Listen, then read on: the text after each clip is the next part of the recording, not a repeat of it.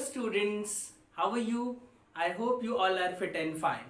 So dear students, as you all know that we have started chapter 4, The Rat Trap, written by Selma Legeloff in your main reader book Flamingo. First of all, we will discuss what we have read in this story as of now. So as of now, we have seen that this is very interesting story about a rat trap seller. Uh, in this story, the main character of the story is a rat trap seller. Apart from rat trap selling, he also used to commit a small thievery.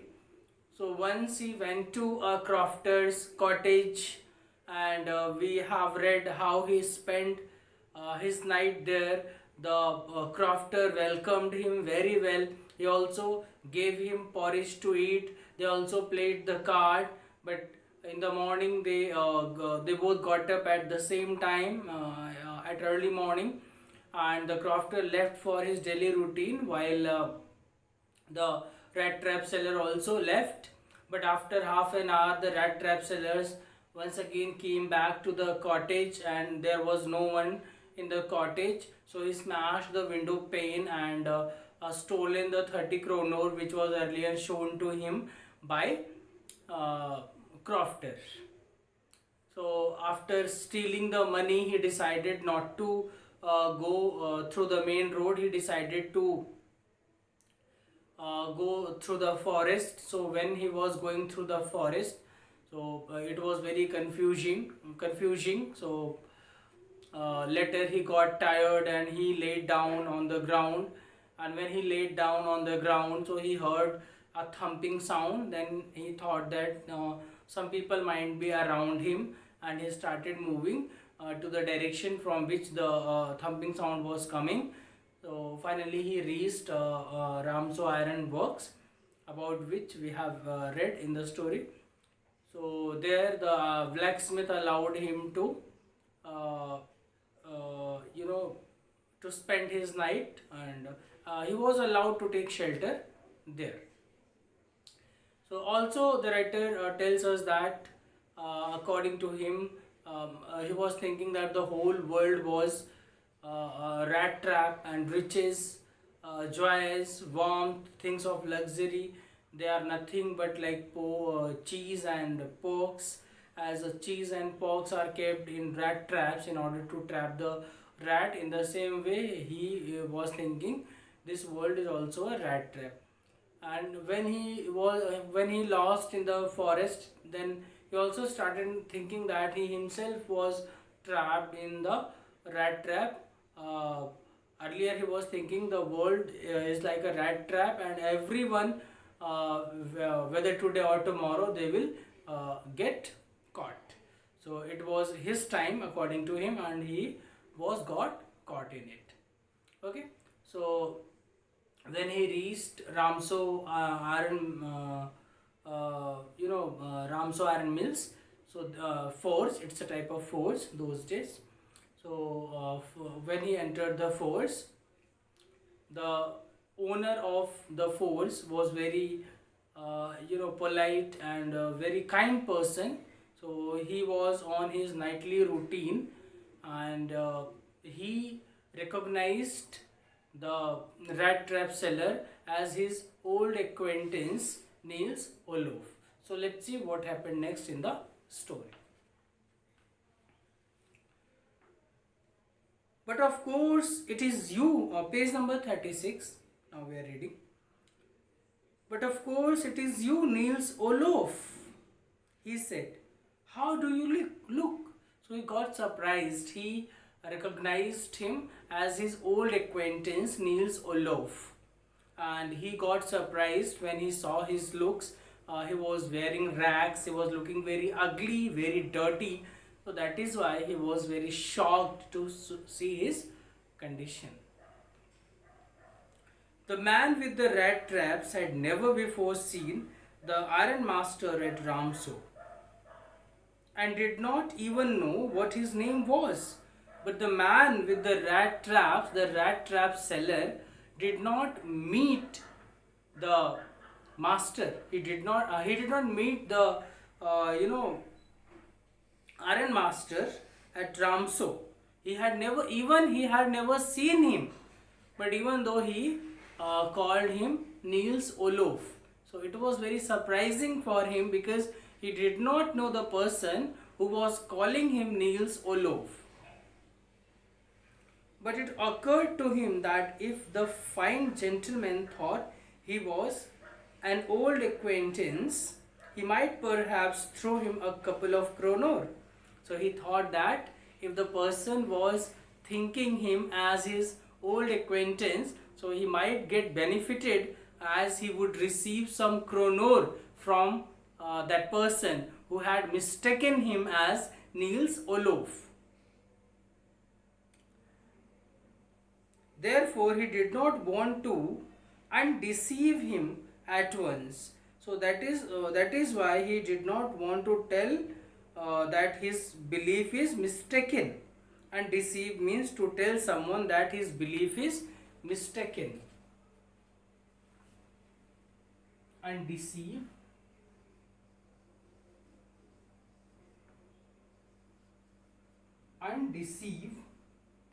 means to tell someone that to tell someone that his belief is mistaken. To tell someone that his belief is mistaken. So he did not want to tell him the reality, as he was thinking that he might get some kronor from Iron Masters. Yes, God knows things have gone downhill with me. Then he said, yes, God knows the things have gone very bad with me, downhill with me. He said, you should not have resigned from the regiment. So further the Iron Master replied that he should not have resigned from the regiment, considering him his one of the old acquaintance. He said that he should not have resigned from the regiment. That was the mistake. If only I had still been in the service at the time, it never would have happened. So he also said, as he was expecting to have some money from him, expecting to receive some money from him. So that is why he said, yes, it was the biggest mistake. If I had still been in the service at the time, it never would have happened. Well, now of course you will come home with me. Then he said, okay, no issues. Now you will have to come to me, to my home. To go along up the manor house and be received by the owner like an old regiment comrade, that however did not please the tramp. To go along up to the manor house. Manor house means a large country house. Manor house.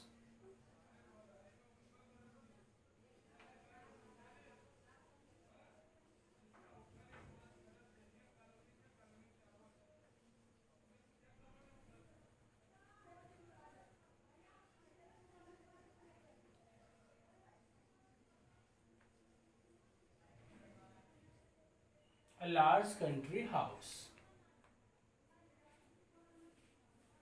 Okay. To go along up to the manor house, to large country house, and be received by the owner like an old regimental comrades, and be received by the owner as old regimental friend, comrade. That however did not please the tramp. It did not please the tramp. It did not please the rat trap seller.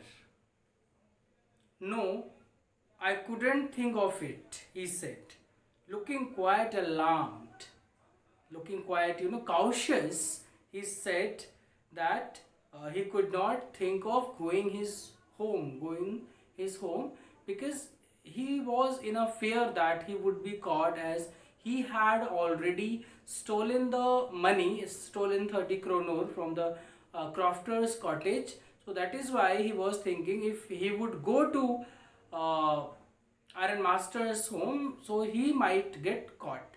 So that is why he was not ready to go his home. He thought of the 30 kronor. To go up to the manor house would be like throwing himself voluntarily into the lion's den. So he thought that going to manor house, it would be like throwing himself into a lion's den. Okay, he thought about his 30 kronor which he had stolen from the old man, the old crofter. So that is why he thought if he would go there, so he might get caught. He only wanted a chance to sleep here in the forge and then sneak away as inconspicuously as possible. So he just wanted to sleep there, sleep in the forge and sneak away, and to leave as inconspicuously as possible. So sneak away means to leave.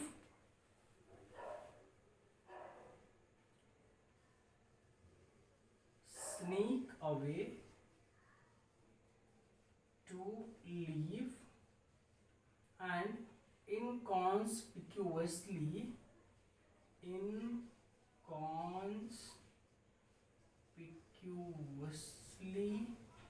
means invisible or which is not noticeable. Invisible or which is not noticeable.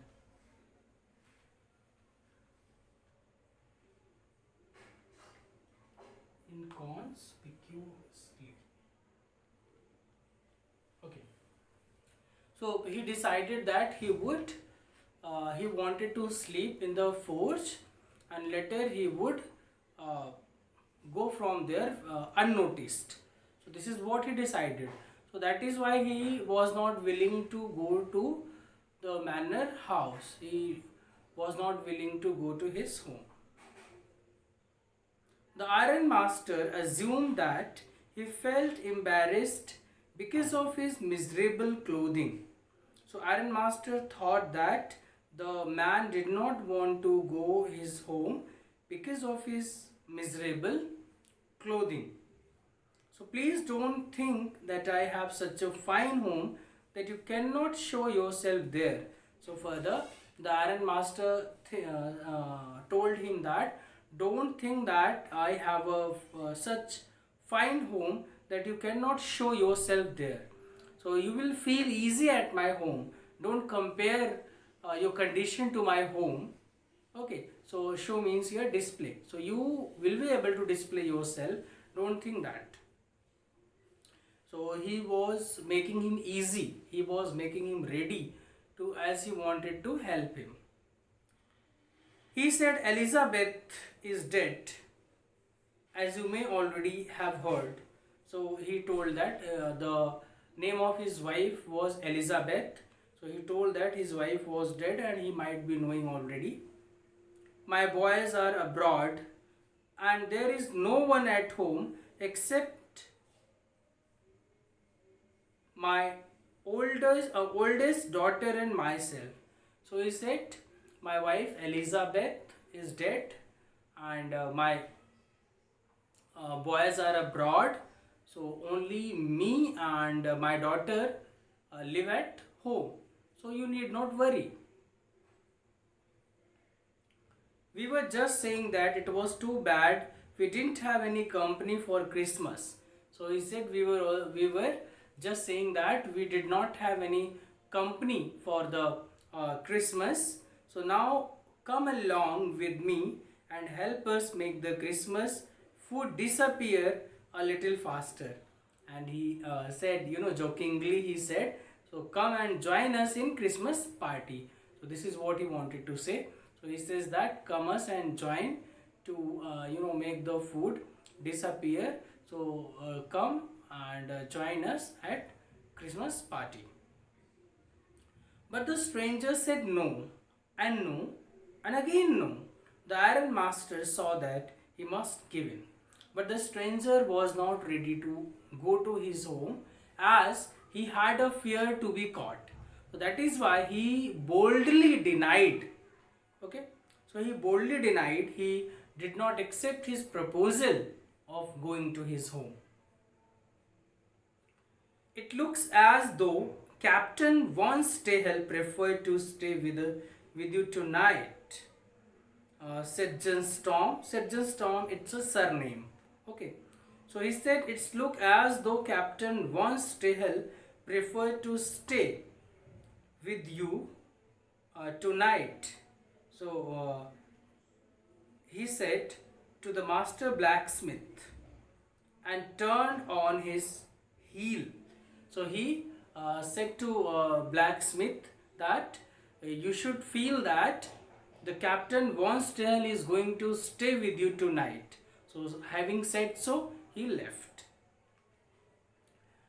But he laughed to himself as he went away, and the blacksmith who knew him understood very well that he had not said his last word. So but he laughed to himself as he went, as the iron master went, he laughed, and the blacksmith who knew him understood very well that he had not said his last word. The blacksmith who knew iron master understood that the iron master could not finish his word. He could not finish his sentence. He could not say his last word. It was more than half an hour before they heard the sound of a carriage wheels outside the force, and a new guest came in. So it was just, it was not more than half an hour before they heard a sound of a carriage which stopped in front of the force, carriage wheels outside the force, and a new guest came in. So who was the guest? But this time it was not the iron master. But this time it was not iron master who came. So can you guess who was there? Yes. So this time iron master sent his daughter Edla to pursue him to bring their home. He had sent his daughter, apparently hoping that she would have better powers of persuasion than he himself. So this time the iron master had sent his daughter considering that he has hoping that she would have better powers of persuasion than the iron master. So that is why now iron master had sent his daughter to pursue him to their home. She entered followed by a valet carrying on his arms a big fur coat. So she means here the daughter of the iron master. So iron master's daughter enters followed by a valet. So here valet means personal attendant. Personal, it is valet. Valet means personal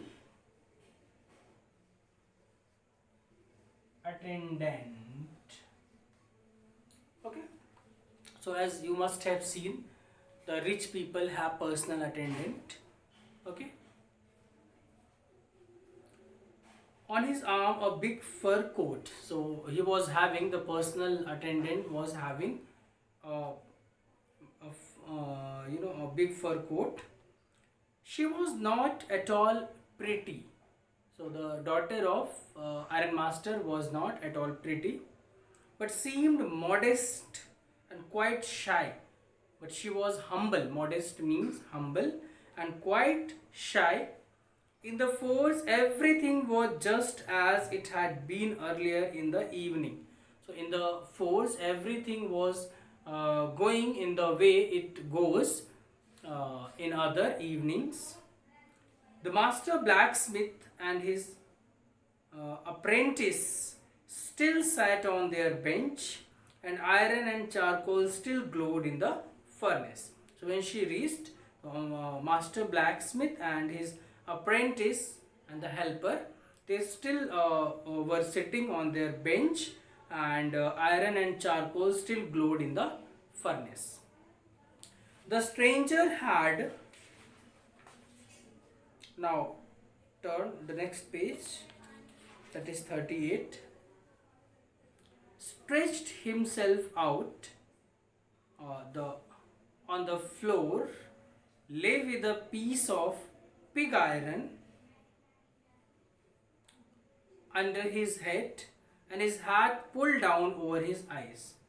So now the stranger was ready to sleep. He was getting ready to sleep, as earlier when he was being persuaded by the iron master, he refused to go to his home. So this time he was preparing to sleep, having a pig iron under his head. Pig iron means, crude of iron as first obtained from smelting furnace. So we can say iron blocks, simply we can call them iron blocks. So he stretched himself out on the floor and lay with a piece of pig iron under his head, and his hat pulled down over his eyes. His hat pulled down over his eyes. He was in position of sleeping. As soon as the young girl caught sight of him, she went up and lifted his hat. So as soon as the girl saw him, she went up and lifted his hat. The man was evidently used to sleeping with one eye open. So the man was in habit of sleeping with one eye open. He jumped up abruptly and seemed to be quite frightened. So he jumped up abruptly means suddenly or unexpectedly. So he jumped up suddenly and seemed to be quite frightened. So when the girl entered and she removed the hat, then suddenly he got frightened and he jumped up. She looked at him, I have skipped one paragraph. My name is Edla Wilmason, and she introduced herself as Edla Wilmason with her heavy eyes, and then she noticed, once again skip the paragraph, My name is Edla Wilmason, said the young girl. My father came home and said that you wanted to sleep here in the forest tonight, and then I asked permission to come and bring you home to us. So he said, my name is, he introduced herself as Edla Wilmason, and further she said that her father came home and they wanted to and said that you wanted to sleep here in the forest tonight, and then she took permission to pursue him to our home. I'm so sorry, Captain, that you are having such a hard time. So she said that she felt sorry for him as he was having such a tough time.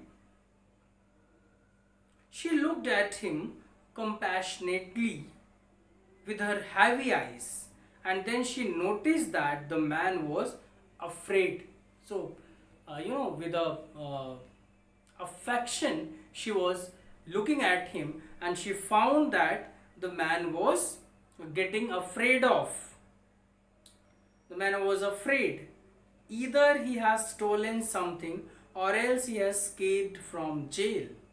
So the way he was getting afraid, it seemed to her that either he has stolen something or he has escaped from jail.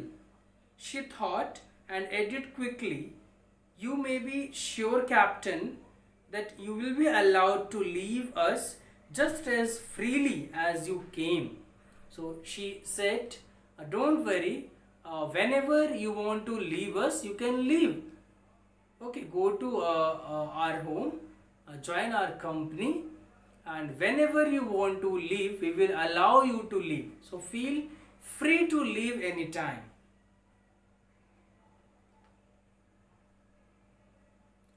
Only please stay with us over Christmas Eve." So she said, "We just want you to spend the Christmas evening with us." Okay, she just wanted him to spend to celebrate Christmas with them. This is what she wanted from him. She said this in such a friendly manner that the rat trap peddler must have felt confidence in her. So she said these words in such a friendly manner that the rat trap peddler had never heard, never heard anyone requesting so.